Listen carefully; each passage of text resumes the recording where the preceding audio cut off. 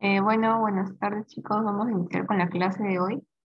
Es nuestra clase número 7 y vamos a ver lo que es el factor capital y el factor empresa, que son los últimos dos factores de los que habíamos estado estudiando. Entonces vamos a iniciar con el factor capital. Ya. Entonces, ¿cuál es la definición de este factor? Es justamente la que está ahí.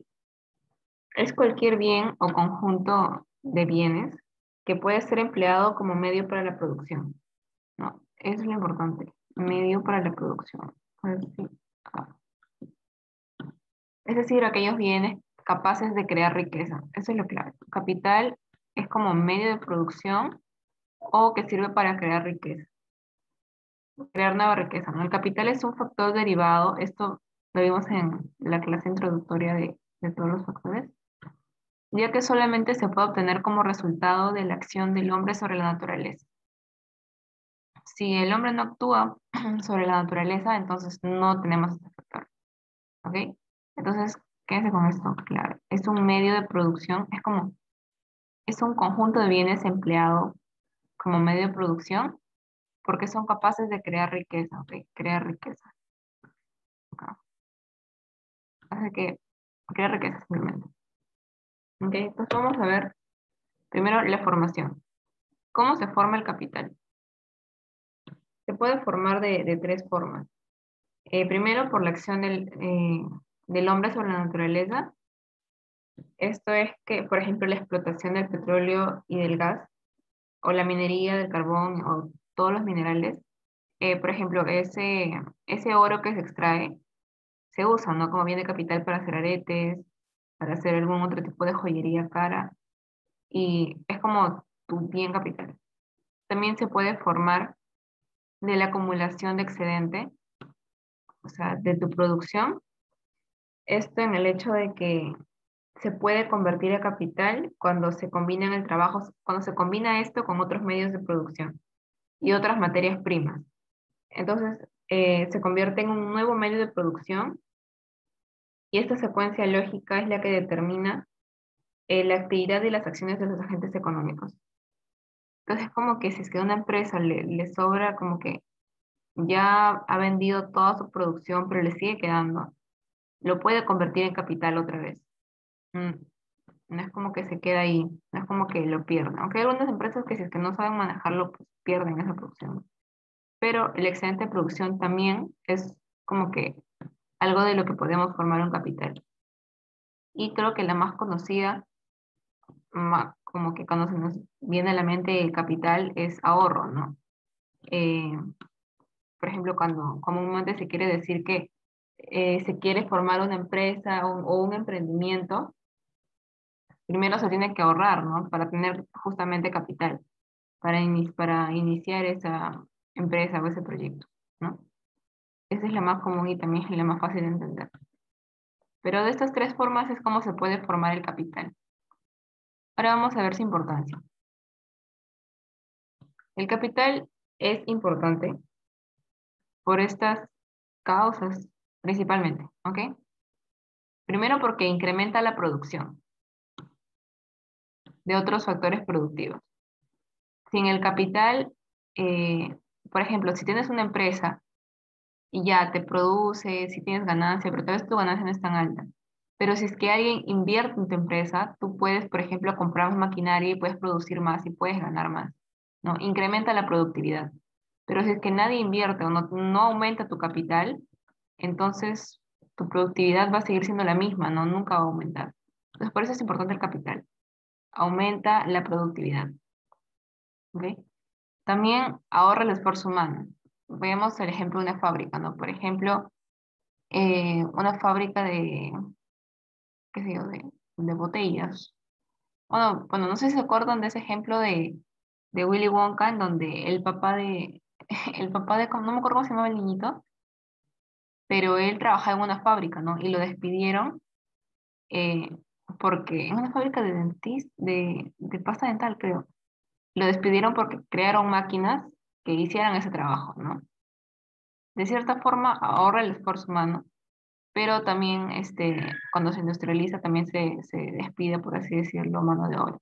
¿no? Pero de cierta forma ahorra esfuerzo humano y es algo que le conviene a la empresa, porque la empresa lo que busca es minimizar costos, ¿no? Entonces, a la máquina la puede explotar las 24 horas del día y va a seguir produciendo, ¿no? Y la máquina, por así decirlo, no se va a cansar. Entonces, otra importancia del capital, bueno, es lo mismo, incrementa la producción. También explota mejor los recursos naturales. Bueno, aquí no sé si se les viene a la mente también el ejemplo de la minería. Existe la minería a gran escala, ¿no? Y también la minería que es, por así decirlo, pequeña o artesanal, ¿no? Viéndolo desde un ámbito neoclásico, así supercapitalista explotador de recursos naturales, ayuda, ¿no? El capital ayuda a explotar mejor los recursos naturales porque los puedes extraer en menor tiempo y puedes extraer más, ¿no? Por ejemplo, en el caso de la minería, puedes extraer, qué sé yo, más oro, más cobre, que es lo que se extrae en el Perú, cobre, eh, en un menor tiempo lo exportas y pues tienes más ganancia, ¿no? También porque reduce los costos de producción. Bueno, esto ya creo que sí quedó claro. Reduce los costos de producción simplemente por todas las anteriores. Y también al mismo tiempo de que reduce los costos de producción, aumenta las ganancias. Si hay menos costo de producción, eso que antes gastabas, ahora lo tienes como ganancia. ¿Ok? Entonces, estas son, por así decirlo, por qué es importante el capital. ¿Ok? Espero que claro, acuérdense de esto. Algo general, no es necesario que se acuerden de cada uno, pero acuérdense de por qué en sí es importante el capital. ¿No? Porque incrementa la productividad, la producción, ahorra el esfuerzo humano, es importante, reduce los costos e incrementa las ganancias. ¿Ok? Y de acá, bueno, lo que vimos, ¿no? Son tres maneras de formar capital: la acción del trabajo, acumulación de excedente y por medio del ahorro, que es el más común. Entonces, seguimos. Ahora vamos a ver la clase de capital, porque hay clases como que, así como hemos dividido los distintos factores, también podemos dividir pero vamos a verlo desde dos perspectivas. Vamos a ver según los neoclásicos y luego vamos a ver según los socialistas. Según los neoclásicos, el capital se puede dividir en dos. En capital productivo, que es este primero que vamos a ver, capital productivo. El capital productivo es aquel que sirve para la producción o creación de nuevas riquezas. ¿Ok? Sirve para la creación de nuevas riquezas. Es como el que tenemos actualmente, ¿no? Y asimismo el capital productivo se divide en dos. ¿Ok? El capital fijo, dentro del capital productivo, ¿ok? Dentro del capital productivo encontramos el capital fijo y el capital circulante. El capital fijo es aquel que sirve para varios actos de producción, ¿ok? El capital fijo, por mismo hecho su nombre lo dice, ¿no? Fijo es algo duradero y puede comprender desde instrumentos frágiles como el martillo o alguna herramienta así que probablemente ustedes también tengan en casa, a otra maquinaria más compleja, ¿no? Como puede ser un tractor o una máquina de una fábrica. ¿Ok? Entonces, este capital transfiere su valor por partes a la producción. En el hecho de que, por ejemplo, un martillo sí es duradero, pero no es infinito. Por ejemplo, si para un carpintero, el martillo es súper importante, ¿no? Imaginemos que somos carpinteros, estamos así, y hacemos todos los días, qué sé yo, 10 mesas. En el transcurso de los años, el martillo se va a desgastar. Él como que reduce su valor, ¿no? Porque ya no es nuevo, ya no funciona tan bien. Todo el capital fijo siempre se deprecia. ¿Ok? Es una característica del capital fijo, se deprecia. ¿Ok? Eso también es importante. Y transfiere su valor por partes a la producción, porque para tú hacer una mesa necesitas de este martillo y tú lo utilizas, ¿no? Entonces, pues, como que para clavar, para poder ahí unir la mesita, entonces se va desgastando. Y en ese desgaste transfieres tu valor a las mesas que tú vas creando, ¿no? Pero no lo transfiere en una sola mesa, ¿no? como que, qué sé yo, para cuántas mesas durará un martillo, no sé, pero para muchas, no solamente para una, ¿no? Entonces va transfiriendo su valor por partes y al mismo tiempo se deprecia. ¿Ok? Entonces este es el capital fijo. Recuerden, capital fijo. Ahora, el otro capital productivo dentro de la perspectiva neoclásica es el capital circulante. ¿Ok? Entonces, estamos viendo el capital productivo, capital fijo, es este que es duradero, que transfiere su valor por partes y que se deprecia. Ahora vamos a ver el capital circulante. Capital circulante, ¿ok? Bueno, acá está súper explicado, como para que luego tengan el PPT. Pero este es aquel que sirve para un solo uso, ¿ok? Un solo uso y ya desaparece. Simplemente porque se transforma, desaparece en el acto mismo de la producción. Ujú, cambia de forma para convertirse en esa nueva riqueza, ¿no? Siguiendo el caso del carpintero, el capital circulante sería la madera, ¿no? Aquí tenemos nuestra maderita. Ya que esta va a formar parte del producto final. O sea, tú primero tienes tu madera, bueno, no exactamente así, pero ya tal vez ya cortado, qué sé yo. Pero tienes tu madera. Ese es tu capital circulante. Y cuando tú acabes de hacer la mesa, obviamente tu madera ya no va a estar así, sino que va a estar en forma de mesa, ¿no? Entonces forma parte del producto final. Que puede, por ejemplo, una carpeta, una mesa, un armario, lo que sea, ¿no? El capital circulante transfiere su valor totalmente, ¿ok? En esto se diferencia del capital fijo, que solamente lo transfiere en el tiempo, ¿no? O sea, no una sola vez. Este sí, transfiere su valor totalmente, ¿no? Porque pasa, se transforma en esa nueva riqueza. ¿Ok? Entonces, nuestra diferencia entre el capital fijo, transfiere su valor por partes, es duradero, se deprecia. Puede ser, hasta como les digo, algo que ustedes tengan en casa, como un martillo o esta llave inglesa, no puede ser. O las maquinarias de la fábrica, ¿no? Que igual se deprecian, igual tienen un tiempo de vida, ¿no? No van a funcionar infinitamente, pero tienen que hacer su mantenimiento y todo eso, ¿no? Y el capital circulante, que es, bueno, como estamos viendo, el que transfiere su valor totalmente. Se transforma en esa nueva riqueza y ya no vamos a ver nuestra madera sino convertida en una mesa, por ejemplo, de un solo uso, ¿ok? Un solo uso, un solo uso. Hemos visto que estas dos pertenecen al capital productivo. La otra, el otro capital que es considerado desde la perspectiva neoclásica es el capital lucrativo, ¿ok?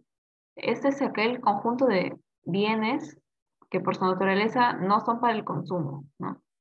Pero que se les da, pero que estos pueden producir rentas, más que nada rentas o ganancias, ¿ok? Por ejemplo, si tú tienes una casa y la alquilas, pues estás generando un ingreso, ¿no? De cierta forma, esa casa es un capital, pero tú no estás produciendo algo, ¿no? Por eso eso se le conoce como capital lucrativo.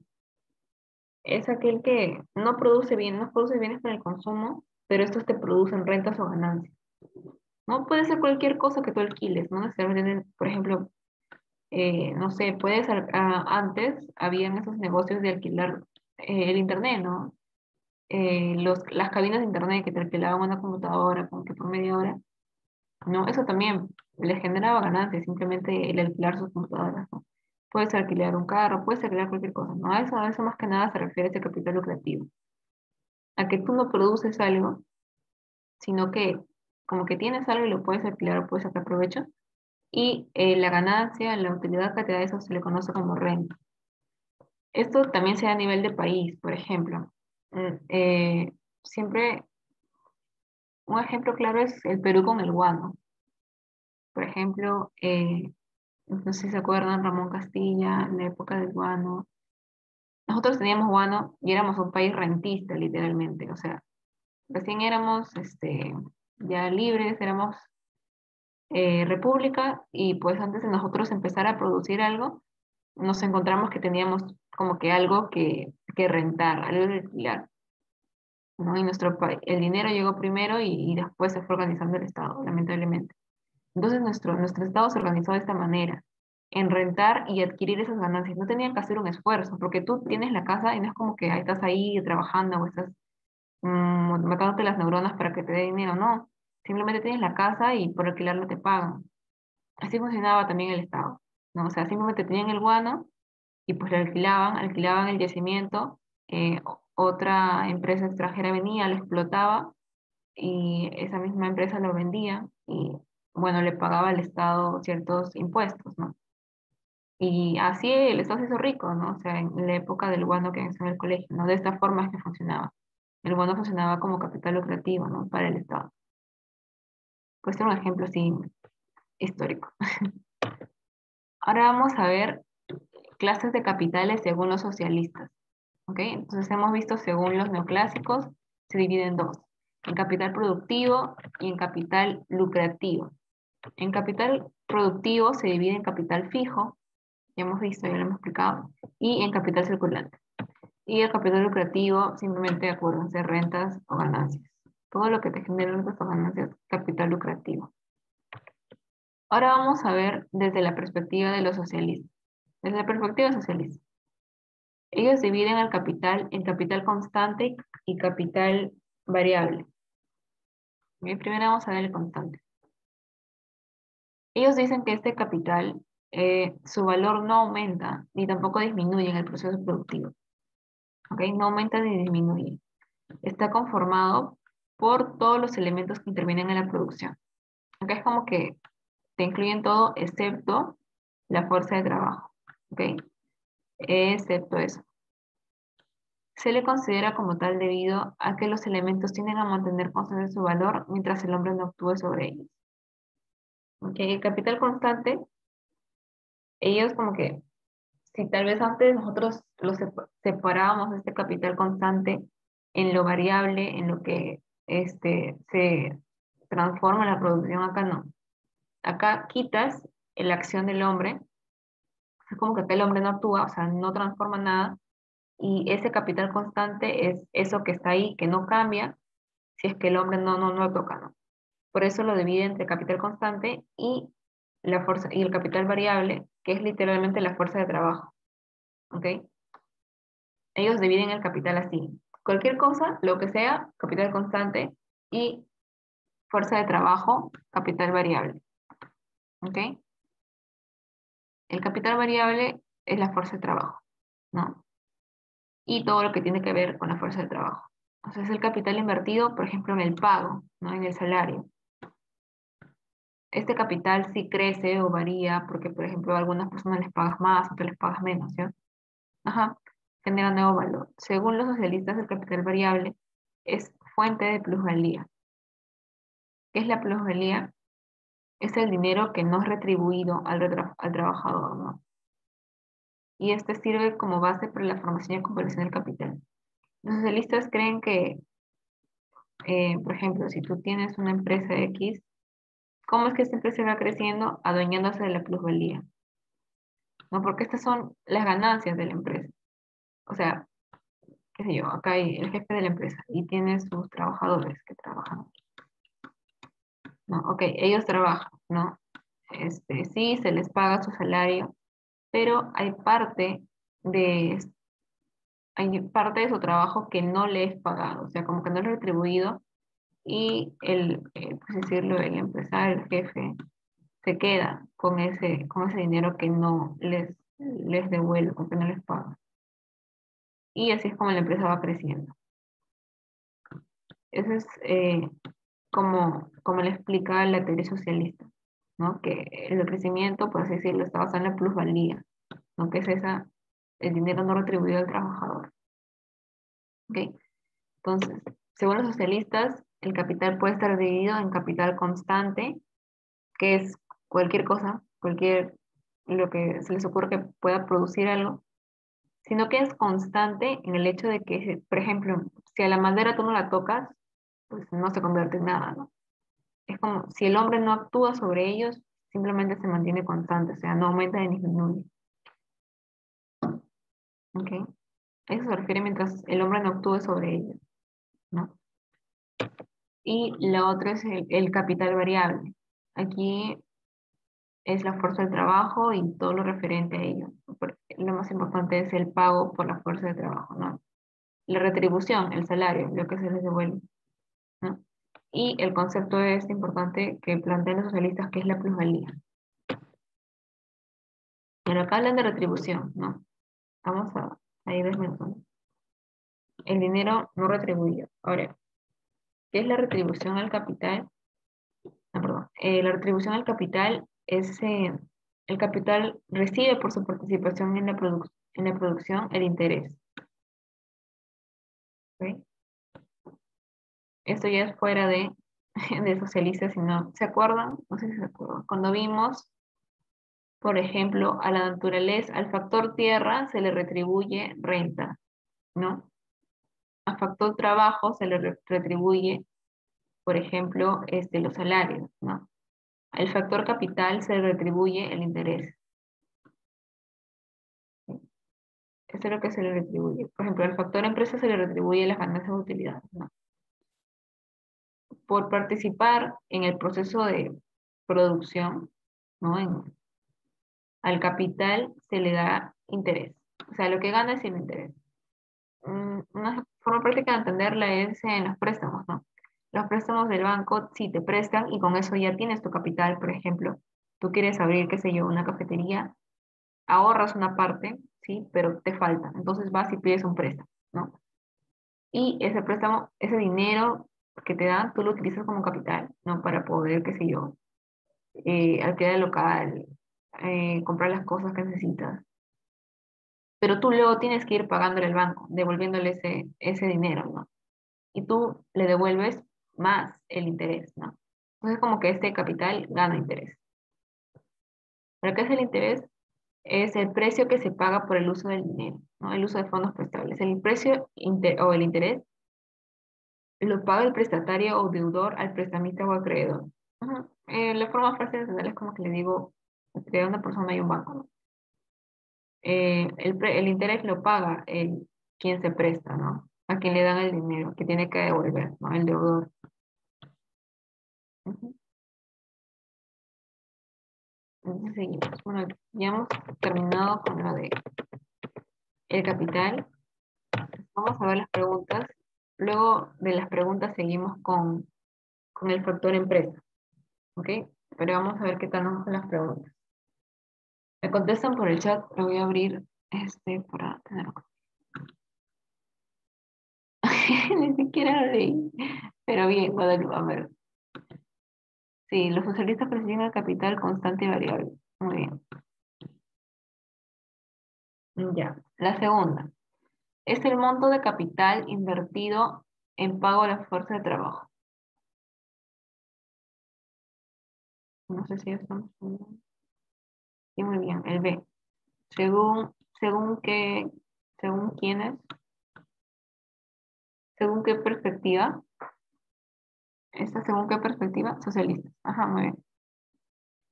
Pregunta número 3. ¿El factor capital recibe como retribución por participar en la producción? Ujú, intereses. Muy bien. 4.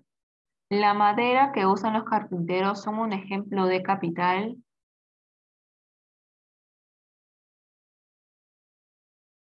Ajá, sí, circulante. Como vimos, se transforma y como que se destruye, ¿no? Como que deja de existir. Ujú. ¿Según quiénes? ¿Según qué perspectiva es? La 4, neoclásicos. Ajá. Ya, pregunta número 5. Clase de capital que no genera nuevos bienes o riquezas, pero que sin embargo otorga a su poseedor, a su poseedor, rentas o lucro. Capital lucrativo, ajá, muy bien, es todo lo que puedes alquilar. Ujú. Pregunta número 6. ¿Es el único bien capaz de crear nuevos bienes o riqueza?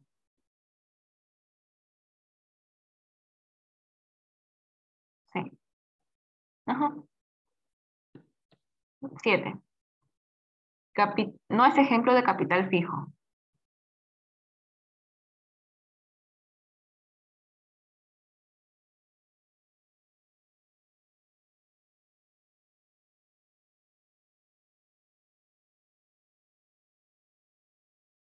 Sí, los combustibles, ¿no? Porque todo lo demás es como que duradero. En cambio, el combustible como que lo usas, por ejemplo, si eres X, usas tu carro, se destruye ahí, ¿no? Literalmente. 8. ¿Qué es la plusvalía?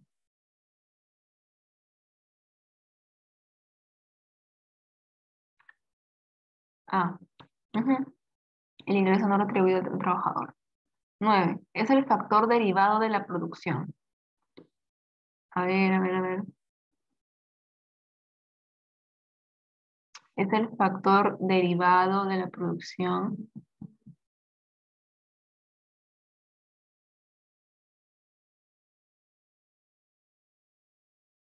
Sí, muy bien, el capital. Justo lo vimos al inicio cuando hablamos de la definición, ¿no? Es porque solamente se puede crear mediante la acción del hombre, ¿no? Mediante la acción de combinando el factor trabajo con el factor naturaleza. Por eso es ahí se crea el factor capital. Por eso es el factor derivado. 10. Este es el capital que transfiere todo su valor al producto final. Muy bien, circulante. 12. En las economías de cambio, el pago al factor capital se denomina.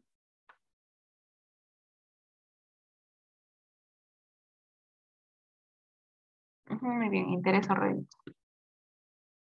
13. Es el capital que tiene una duración ilimitada. Este concepto corresponde al capital.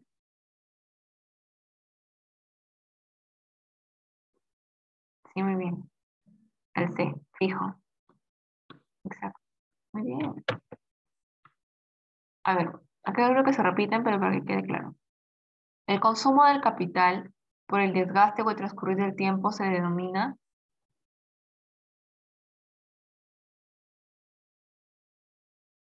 'C'. Muy bien, depreciación. Todo capital se deprecia, o sea, el fijo va perdiendo valor porque se va desgastando. 15. Según los socialistas, ¿cuál es el único elemento capaz de incrementar el valor de la producción? Ujú, muy bien, la fuerza de trabajo. 16. El conjunto de bienes heterogéneos que se emplean en la producción constituyen. ¿Qué constituyen?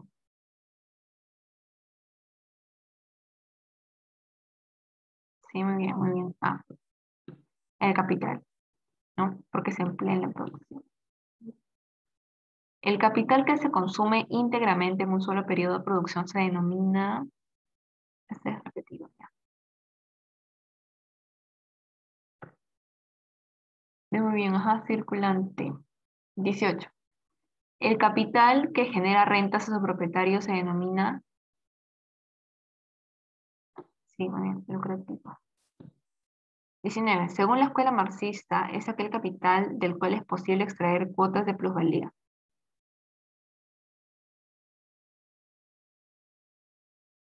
Variable, ajá. De la mano de trabajo, ¿no? Es que el dinero que no es retribuido se extrae de ahí. Ok, entonces ya hemos acabado con las preguntas del factor capital. La mayoría ha respondido todo bien, entonces me alegra de que sí haya quedado claro esa parte. Ahora vamos a continuar con el factor empresa. ¿Ok? Un segundo. Ya.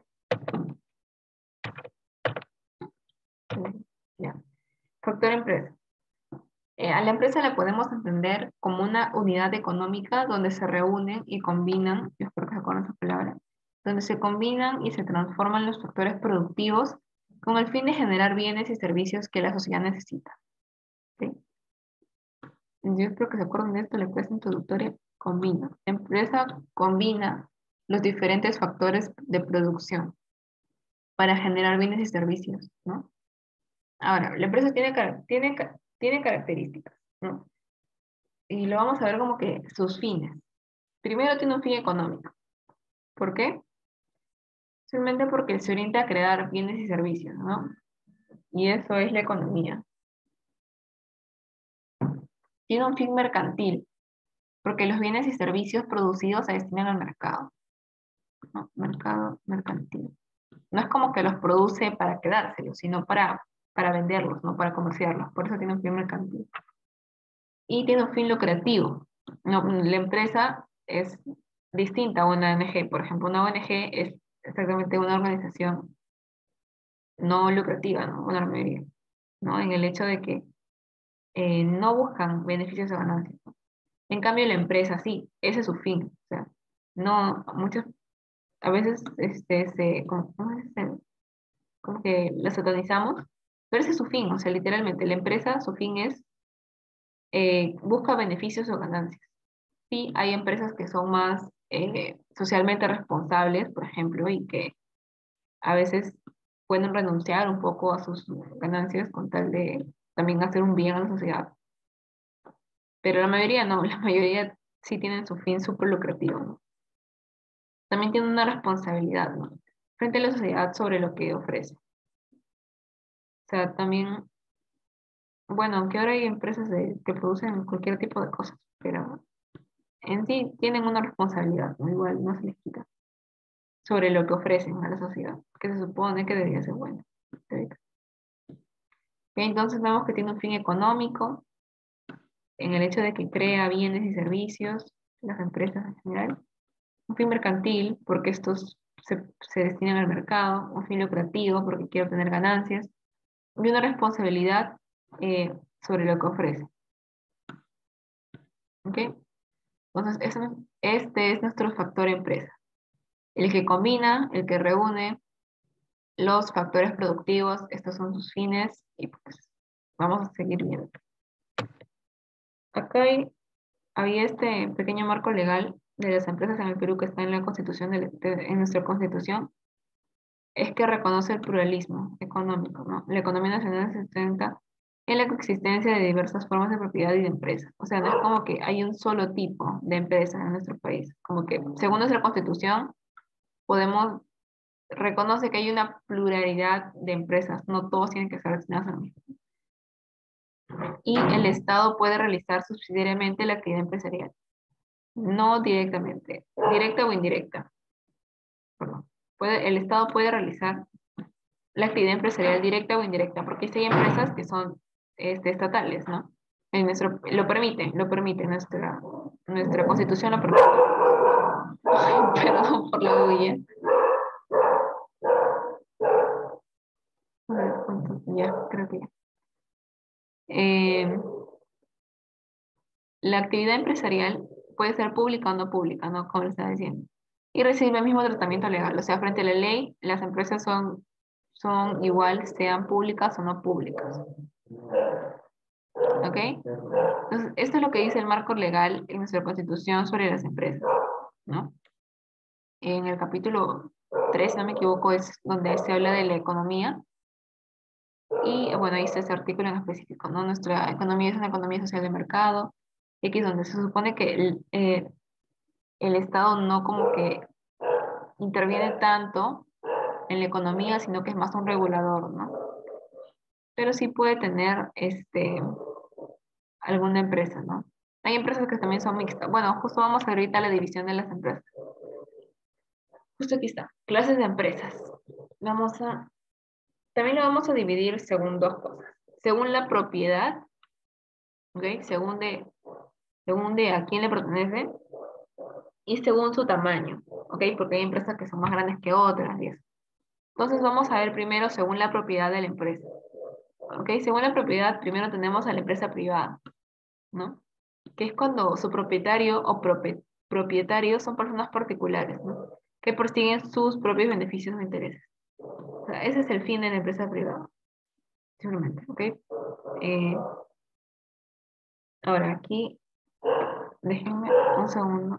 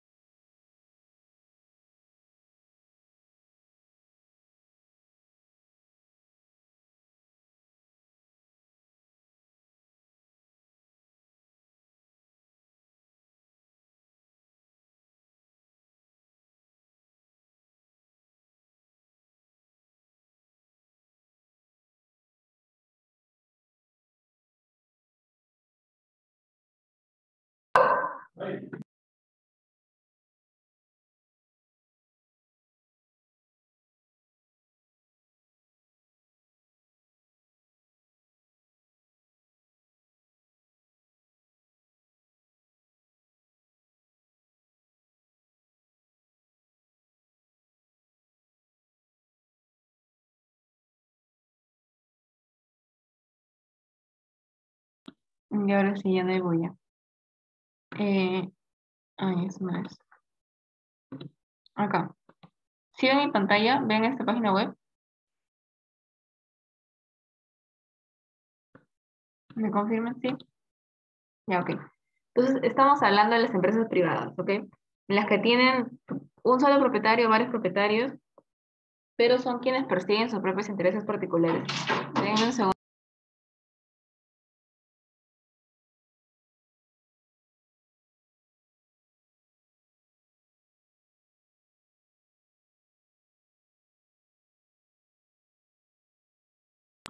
Ya, ok.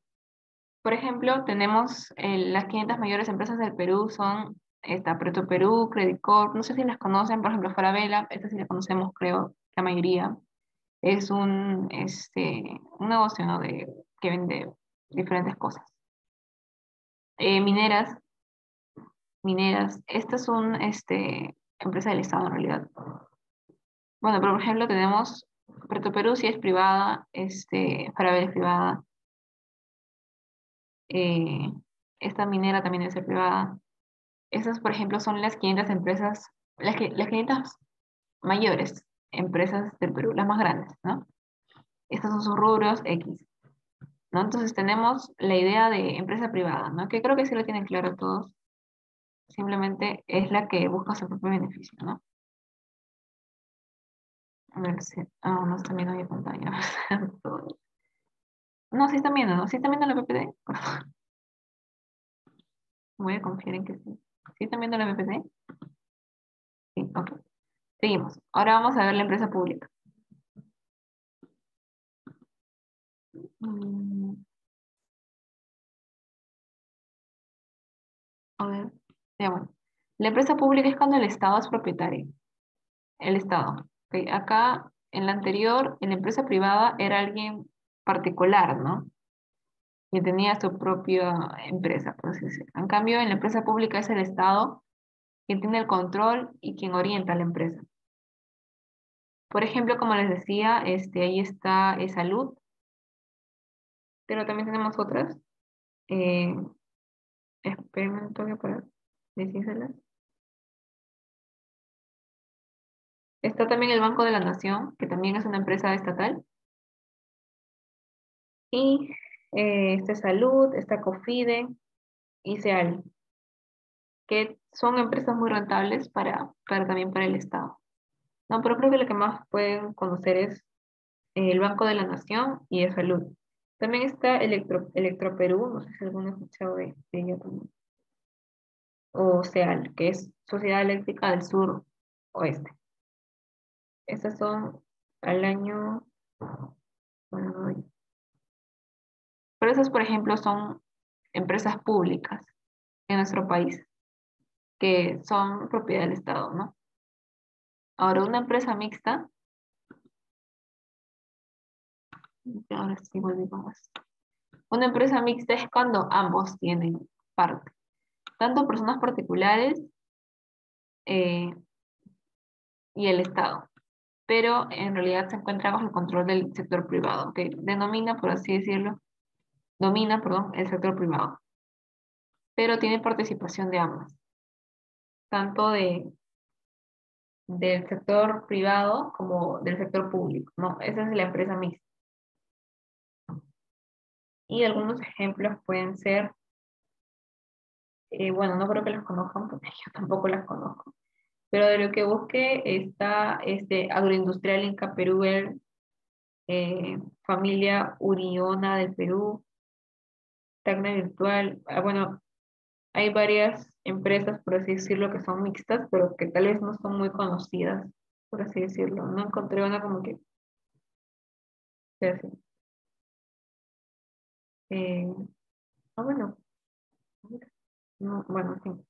Ustedes pueden buscar en internet, hay gran cantidad de información sobre cuál es la empresa es mixta en nuestro país. A mí me acaba de salir de claro, pero no podría confirmarles porque no estoy completamente segura de que sea mixta. Pero sí hay, o sea, sí es algo que pasa en nuestro país, que existe ese tipo de empresa. Lo permite la Constitución, como le hemos leído hace un momento. Ahora vamos a ver clases de empresa según su tamaño, ¿ok? Según el tamaño, o sea, según cuántas personas eh, conforman la empresa.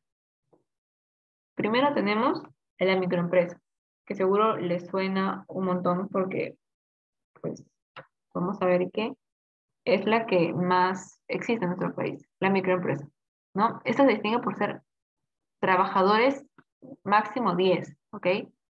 Cuando el número de trabajadores es menor o igual a 10.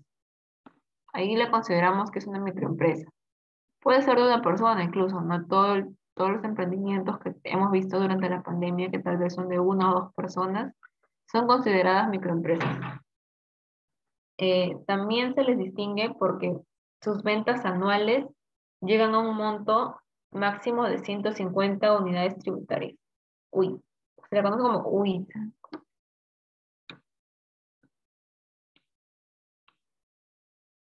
UIT.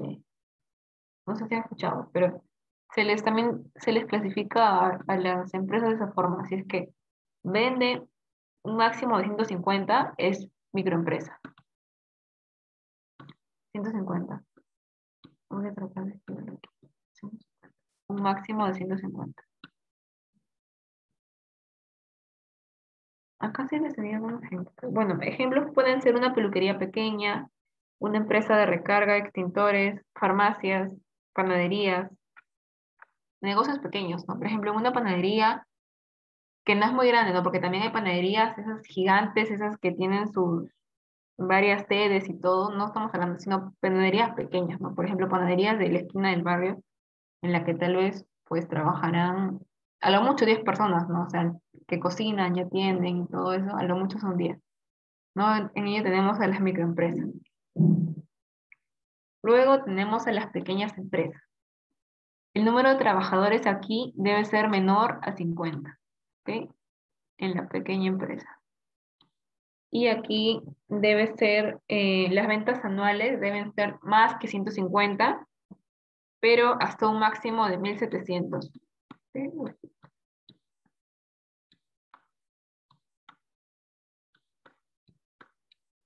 Más que 150 OIT, pero menos de 1.700.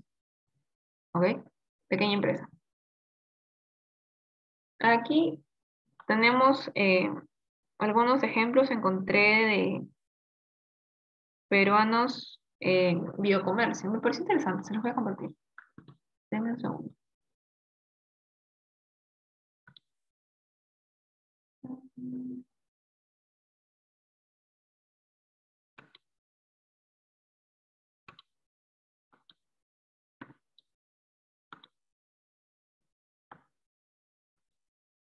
Denme un segundo, denme un segundo. No sé qué cerró. ¿Dónde está?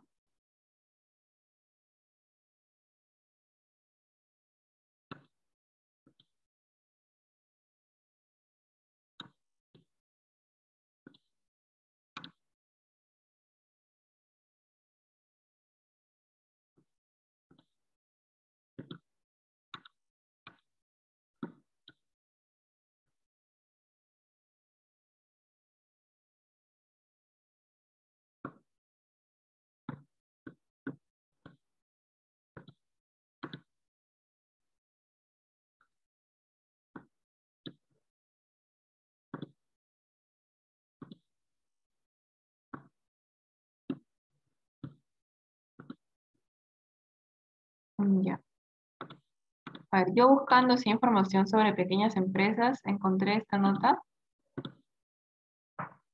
Y bueno, decía que, por ejemplo, destacaban 8 pequeñas empresas que lideran el mercado latinoamericano en biocomercio.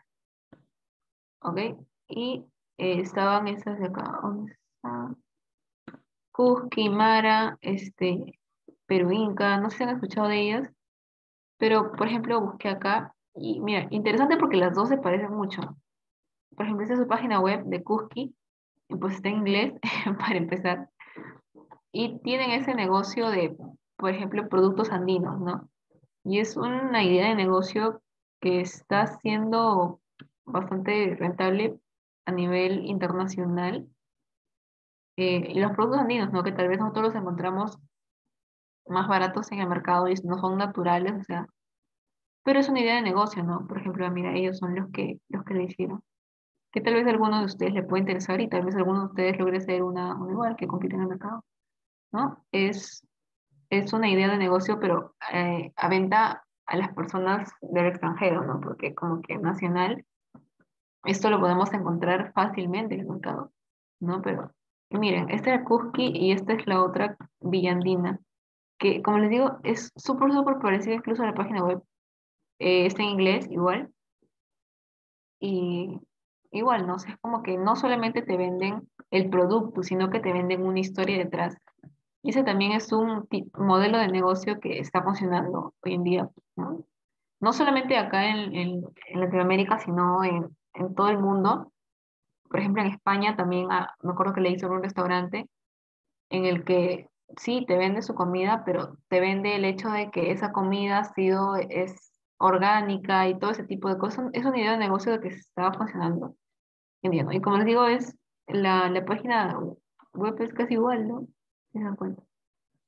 Y bueno, estos son pequeñas empresas que están triunfando hoy en día y que pueden, por ejemplo, tener en mente en pequeña empresa, ok, estas empresas de bioproductos a nivel internacional.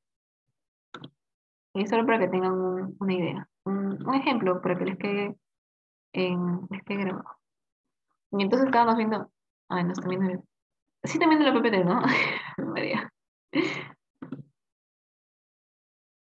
En pequeña empresa no se está sin trabajadores. Mm. No, eso es en mediana. En mediana empresa es hasta 100 trabajadores, como está acá. Justo vamos a ver. Aunque no sé si esto está completamente estabilizado, pero según el material que manejamos en SciTech estaba así. Luego voy a buscar si es que han actualizado esto, pero no creo. Pero mediana empresa es de 50 a 100 personas. Lo que vamos. Y la mediana empresa es de más de 1700 UIT a 2300 UIT. ¿Ok?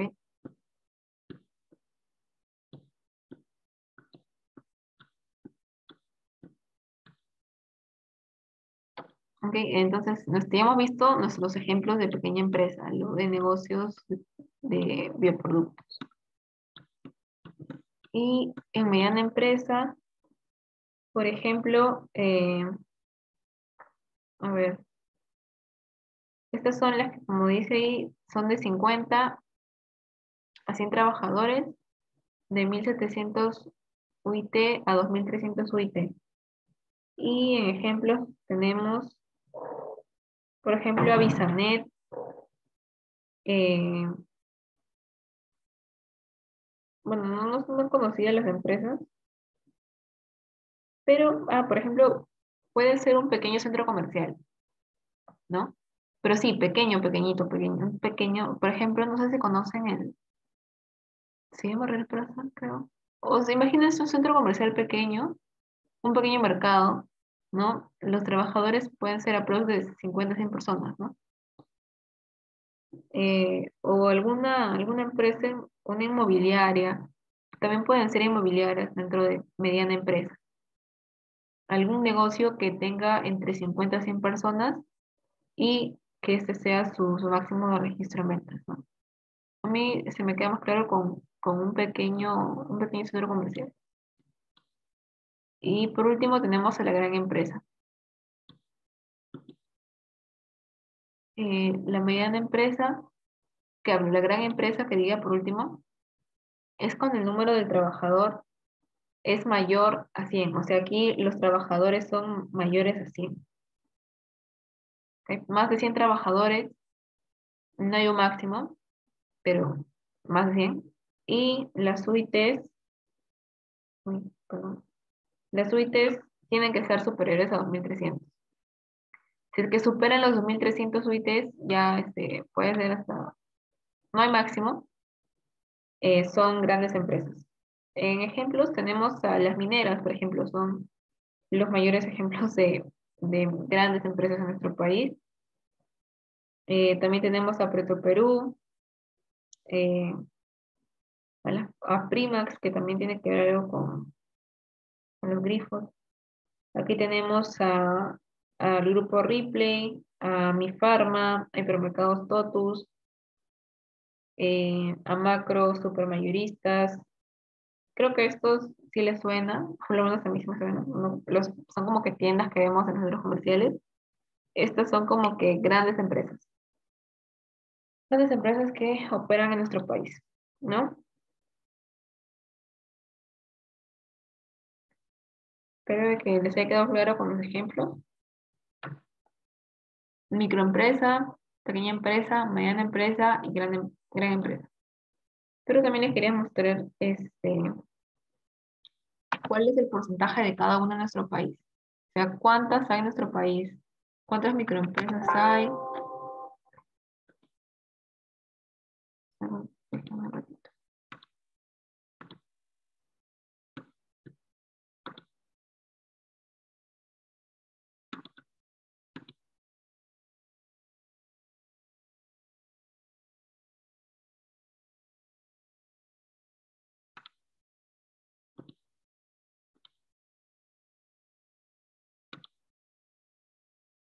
Ya. Esta es la página del Ministerio de la Producción y al año pasado, al 2019, existían más de 2,3 millones de micro y pequeña empresas. ¿Ok? Las que más representan al mercado peruano en realidad, ¿no? El 99,6 del total de empresas formales en la economía peruana, el 96,04 son microempresas. O sea, miren la cantidad, o sea, la cantidad de microempresas, más del 95% son micro. El 3,4 son pequeña y el 0,2 es mediana. La mayoría se dedica, voy a hacerlo más grande porque lo bueno. Sí están viendo la página web, ¿verdad? Sí. Si están viendo la página web, porfa, me confirman. Sí, ok. Como estamos viendo acá, la mayoría de estas empresas se dedican al comercio y el resto se dedica a la actividad productiva. Manufactura, construcción, el sector agropecuario, la minería o pesca. ¿Ok? Ahí está de acá. La P ocupada, ¿se acuerdan cuando vimos la P a la población económicamente activa? La ocupada es la que tiene empleo. Se encuentra casi el 60% de la gente que trabaja en micro y pequeña empresa. ¿Ok? Entonces, aquí vemos la importancia de estas clases de empresas en nuestro país, ¿no? 8 de cada 100 personas de la P ocupadas son constructoras de una MIPE formal. Por eso es que la pandemia golpeó tanto la economía de nuestro país, ¿no? Porque las pequeñas y microempresas son las que se vieron más afectadas cuando hubo la cuarentena total de como 4 meses, ¿no? Y no producían, ¿no? O sea, no podían trabajar, y más que son, como vemos acá, la mayoría eran de servicios, ¿no? Actividades de comercio y servicios. El 87,9%, o sea, la gran parte eran de comercio y servicios, ¿no? Y esto es justo lo que no se podía hacer, ¿no? Porque con todo cerrado, nadie podía salir, nadie podía demandar servicios, no había comercio, todo eso es lo que se paró, ¿no? Y por eso es que nuestra economía se vio gravemente afectada el año pasado, ¿no? Y bueno, acá hay ¿cuánto han crecido las MIPES en los últimos 4 años, 5 años, desde 2015 hasta el 2019? Bueno, en 2020 supongo que debe haber un bajón, de cierta forma, porque muchas empresas quebraron, ¿no? Al no poder trabajar. Pero por eso es que el gobierno también dio incentivos, dio apoyo, pero no sé y no sabe acá si es que ha llegado a ser efectivo el apoyo que dio el Estado, ¿no? A las pequeñas y microempresas. Pero espero que les haya quedado claro la importancia, ¿no? En nuestro país de la micro y pequeña empresa. Ahora sí, vamos a seguir. Confío en que están viendo el PPT. Entonces vamos a seguir. Ahora vamos a ver a las empresas según su aspecto legal. ¿Ok? Según su aspecto legal. Hemos visto según su tamaño. Ahora, según su aspecto legal, esto es un poquito más complicado, pero presten así súper atención a ver si se logra entender. Tenemos a dos, a la empresa individual y a las sociedades mercantiles. ¿Ok? Dentro de sociedades mercantiles hay un montón, pero se dividen principalmente, se dividen en dos las empresas. Entonces, tenemos a la empresa individual, que como su nombre lo dice, es de un solo dueño. ¿Ok? Un solo dueño. Y él responde con su patrimonio cuando hay un problema, todo, él, un solo dueño, ¿no? Y las siglas que se le agrega al final son esas de acá, EIRL. Por ejemplo, ustedes deben haber visto en los camiones incluso, ¿no? ¿Qué sé yo? Algún nombre y SA, ¿no? Sabemos que eso significa sociedad anónima. Pero también hay este tipo de empresas que, por ejemplo, tienes tu nombre, qué sé yo, Panchito, ese es el nombre de la empresa, EIRL. Eso significa que es una empresa individual, ¿ok? Ahora, en las sociedades mercantiles, estas son personas, o sea, persona jurídica es una empresa, ¿ok? Así se, otro nombre, empresa, sinónimo de persona jurídica, cuyos socios aceptan poner en común sus valores. O sea, acá ya no es solamente un dueño, sino que hay socios, ¿no? Y ellos aceptan en como que unir solamente un capital, por así decirlo, con el objetivo de obtener mayores beneficios del capital que aportan. Que tal vez si es que cada uno hiciera su empresa por separado, no le alcanza tal vez el dinero y no podría crear la empresa o habría mucha competencia de X cosas, las cosas es que más les conviene unir su capital y formar una sola empresa, por así decirlo. No, las actividades de esta empresa están reguladas por la Ley General de Sociedades. ¿Ok? De acuerdo. ¿Por qué está regulada por la Ley General de Sociedades? Sociedades mercantiles, Ley General de Sociedades. ¿Ok? Ahora, como les dije, estas se dividen. Se dividen en cuatro. Se divide en sociedad colectiva, en sociedad en comandita, en sociedad comercial de responsabilidad limitada y en sociedad anónima. ¿Ok? Ahorita las vamos a ver, pero para que sepan que se dividen en cuatro. Las sociedades mercantiles se dividen en cuatro.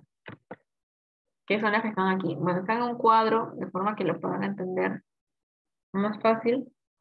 ¿Se entiende? Se ve más visiblemente atractivo. ¿Ok? Entonces, pero acuérdense, esto está dentro de sociedades mercantiles, ¿ok? Estamos viendo aquí, dentro de sociedades mercantiles. Tenemos primero la sociedad colectiva, ¿ok? La sociedad colectiva es donde los socios tienen responsabilidad limitada, ilimitada, perdón, ilimitada. Es decir, su participación puede ser,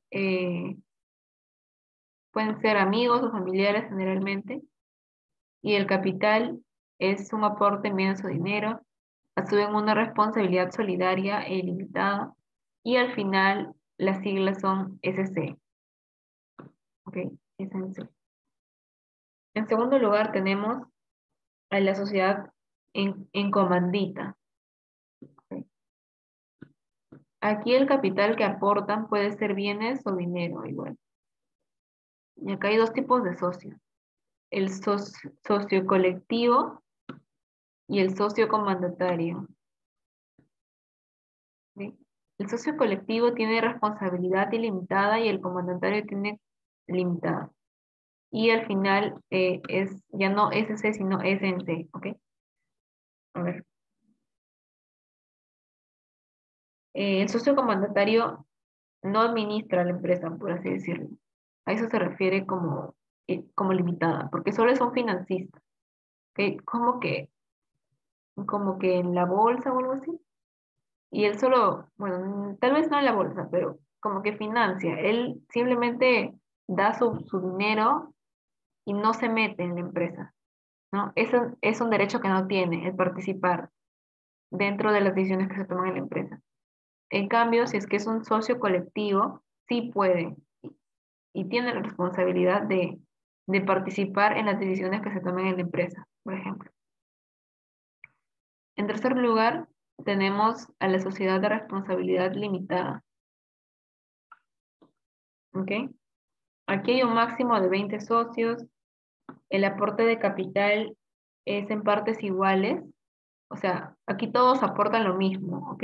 Eso es lo diferente, lo que distingue a la responsabilidad limitada. Acá no específica, ¿no? O sea, pueden que sí, que den lo mismo, puede que uno dé más, otro dé menos, no hay una obligación, pero acá sí.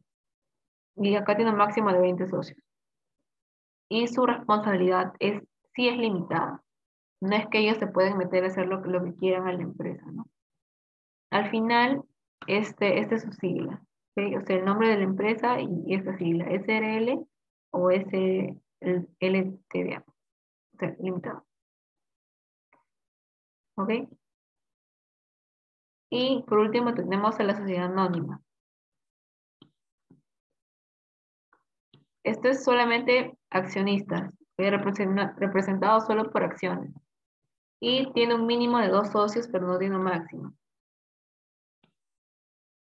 Acá también se asume una responsabilidad limitada, es decir, estos accionistas no pueden ir a la empresa y decirle, por ejemplo, Facebook, ¿no? Facebook vende acciones. Y bueno, X personas alrededor del mundo compran acciones de Facebook. Pero eso no significa que esas personas van a ir y le van a reclamar a Facebook o a Mark Zuckerberg que haga tal cosa o que deje de hacer algo, ¿no? No tienen esa responsabilidad, por así decirlo. Y al final del nombre, las siglas S.C.A. Ahora, la sociedad anónima se divide en dos. ¿Ok? Ahora estamos dentro de esta. ¿Ok? Sociedad anónima, aquí. La dividimos en dos. En sociedad anónima abierta, que es SA, sociedad anónima cerrada, que es SAC. ¿Está? ¿En qué se distinguen? Se distinguen en que la sociedad anónima abierta, los socios pueden ser un mínimo de 750 personas. Y ellos pueden negociar sus acciones en la bolsa de valores. En la bolsa. ¿Por qué institución está supervisada y controlada? Por la Superintendencia del Mercado de Valores. Tenemos en nuestro país, la SMV. Acuérdense, ¿ok? SMV. Y tenemos a la sociedad anónima cerrada. Aquí sí hay un máximo de socios, no pueden exceder las 20 personas. ¿Ok? En la sociedad anónima cerrada, máximo de socios pueden ser 20. Y no se permite el ingreso de socios indeseables. De allí su nombre de sociedad cerrada. O sea, es como que no puede entrar cualquiera. Es como que más persona, más cerrado. Y no puede negociar sus acciones en la bolsa de valores. Esta de acá sí. La sociedad anónima abierta sí negocia sus acciones en la bolsa de valores. En cambio, la cerrada no. La cerrada no negocia en la bolsa de valores. Bueno, esa fue la clasificación. Un dato extra es una acción, es una parte, es una de las partes en que se divide el capital de las sociedades anónimas. Cada acción es un título de valor. Una característica de las acciones es su indivisibilidad para efectos de los derechos y las obligaciones de los accionistas con la compañía y su negociabilidad. O sea, la acción es como una parte, eh, se divide el capital, es como el capital de las sociedades anónimas, como que lo dividen en partecitas, pueden ser partidas muy chiquitas, ¿no? Y eso es lo que un accionista compra. ¿Ok? Vamos a regresar acá. Sí, no se preocupen, igual les voy a subir este PPT y les voy a subir un archivo PDF, creo, donde está lo mismo, pero creo que está lo de las UITs y también están todos los links que he pasado y algunos otros links. Entonces creo que les voy a subir ese PDF. Pero a ver, vamos a repasar esto un ratito antes ya de ver las preguntas. Según el aspecto legal, que como les dije es un poquito más complicado por la cantidad de nombres que hay, tenemos que se divide en dos, en empresa individual y en sociedades mercantiles. La empresa individual tiene un solo dueño. En cambio, la empresa mercantil, no, la sociedad mercantil no. No tienen varios dueños como hemos visto y se divide en cuatro. En la colectiva, en la sociedad en comandita, en la sociedad de responsabilidad limitada y en la sociedad anónima. Y aquí están las especificaciones de cada uno, ¿no? Pero en especial su sigla, ¿no? Su razón social, y eso también es pregunta, ¿ok? ¿Qué es razón social? Es como el nombre de la empresa, ¿ok? El razón social es lo mismo que el nombre de la empresa y especialmente o sea, su nombre y bueno, pues al final incluyes esto, ¿no? Si es sociedad colectiva, ya sea sociedad comunitaria. Razón social significa nombre de la empresa. Y bueno, acá está cuántos socios, cuáles son los socios, si hay un máximo y un mínimo, ¿no? Y aún tenemos una clasificación más dentro de la sociedad anónima. Dentro de la sociedad anónima tenemos la sociedad anónima abierta y la sociedad anónima cerrada, ¿no? La sociedad anónima cerrada es como más exclusiva y no negocia en la bolsa de valores. En cambio, la sociedad anónima abierta sí puede tener un montón de socios, más bien te pide un mínimo de 750 personas y sí negocia en la bolsa de valores. ¿Ok? Y es supervisada por la SMV, Superintendencia del Mercado de Valores. Ok, ahora sí vamos a ver las preguntas de empresa. ¿Ok? Entonces, ¿cuál es la primera? Me responden por el chat. ¿Ok? Para saber que sí se entendió.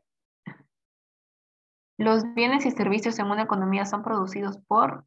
Muy bien. Sí, la de empresas. Empresas. Dos. La razón social de una empresa se refiere a... Uy, lo acabo de decir. Ujú. El nombre de la empresa. Sí. Tres. En el Perú, las micro y pequeñas empresas son importantes porque...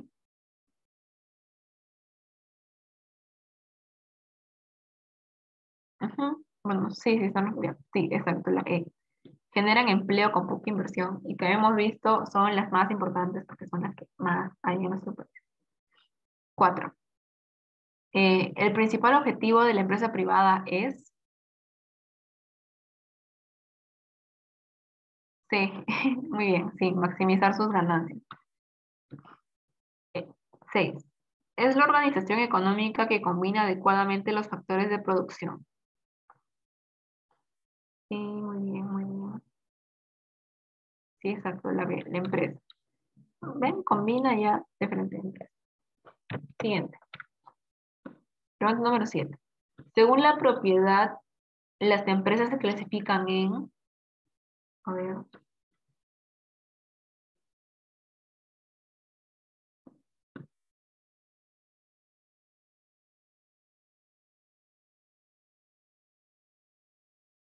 voy a esperar más respuestas. Sí, sí es la C, es la C. Creo que ya quedó claro. Bueno, sí, ahora veo varias C. Sí, es la C. En públicas o privadas, según a quién le pertenece. Según a quién le pertenece, puede ser pública, puede ser privado, puede ser mixto, pero principalmente público o privado, ¿ok? Según la propiedad. 8. Las ganancias que reciben las empresas también se denominan,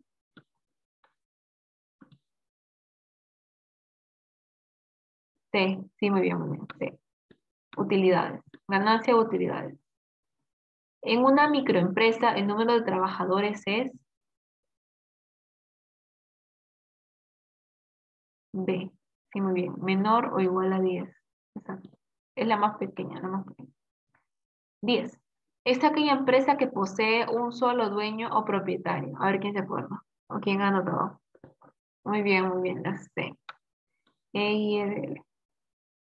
11. Las ganancias de la empresa que reparten los accionistas se llama... Ah, bueno, esto no lo dije, pero ¿alguien sabe?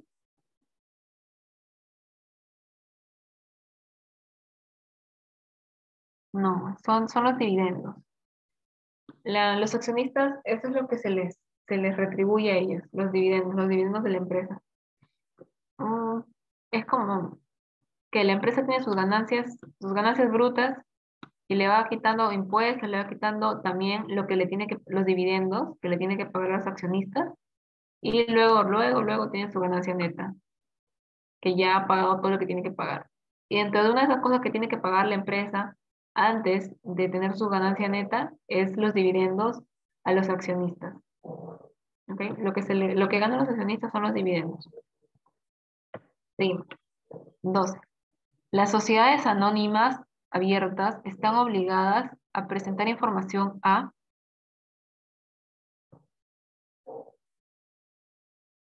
Sí, sí, muy bien, la SMU. Súper bien. Ya. Las sociedades anónimas pueden ser, la 13, las sociedades anónimas pueden ser,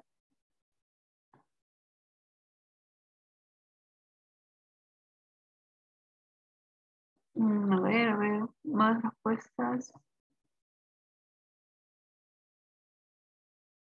Mm, D, ok, D. Vamos a revisar eso.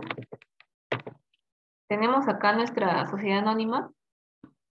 Uy, mi batería.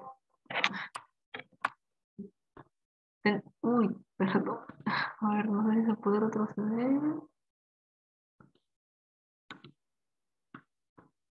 Ya, listo. Tenemos acá a nuestra sociedad anónima. Dentro de la sociedad anónima está la sociedad anónima abierta y la sociedad anónima cerrada. ¿Ok? Esa es la pregunta. Cerradas y abiertas. ¿Ok? Ya, pregunta número 14.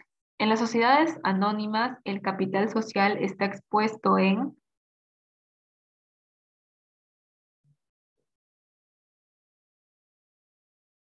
Sí, muy bien, ve acciones. 15. ¿Qué tipo de empresa es la siguiente? Sastrería El Desastre SRL. Ujú. Muy bien, la B, Sociedad de Responsabilidad Limitada. 16. Las empresas que actualmente tienen éxito en el mercado es porque...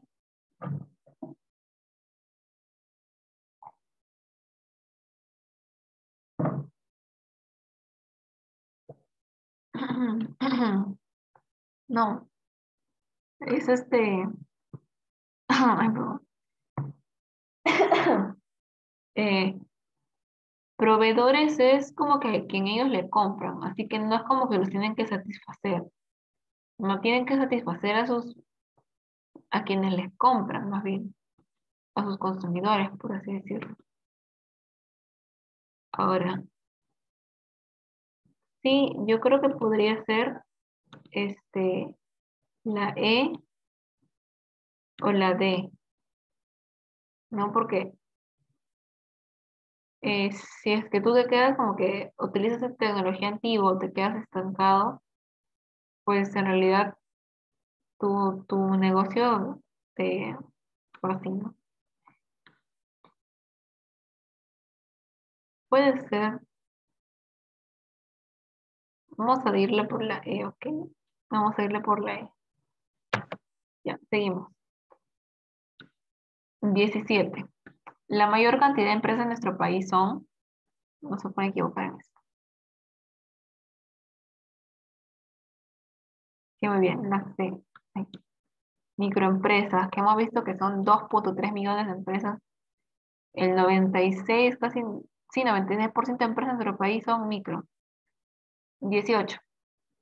Es aquella empresa que posee un solo dueño propietario. Sí, muy bien, esta se repetía. 19. En una pequeña empresa, el número de trabajadores esta también se repite.